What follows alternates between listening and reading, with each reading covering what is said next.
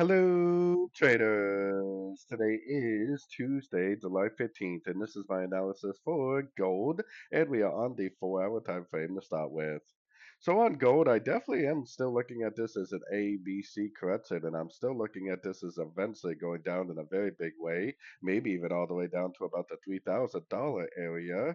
$3,000 an ounce for this wave C of wave Y.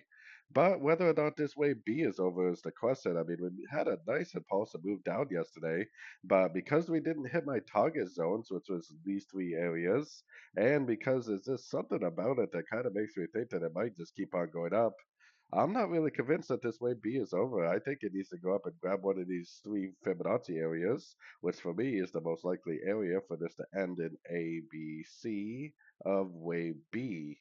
So definitely keep an eye on it. Today is CPI inflation data, and this definitely could make a lower high and end up pushing down now if it wants to. So going down to the 1 hour time frame is where I got my Fibonacci retracement on here. If this move up right here is actually a pullback to this move down, then I would likely see a nice Fibonacci bounce, a nice engulfing move to the downside, and a very, very strong push. If this right here really is the end of a wave B, then this would have to be a wave one, a wave two, and then go down in a very strong wave three. If it does anything besides make a very strong push to the downside, then we know that this wave B is not complete.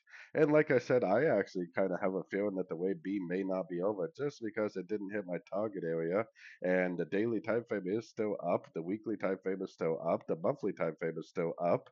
I think we should still be mostly have a long bias, at least until we see some more proof that this really is the end of a wave B. So, anyways, don't forget to check out my free Discord channel, link down here in the corner. Take a look at my website, fxpipcollector.com. And as always, thank you for watching and happy trading.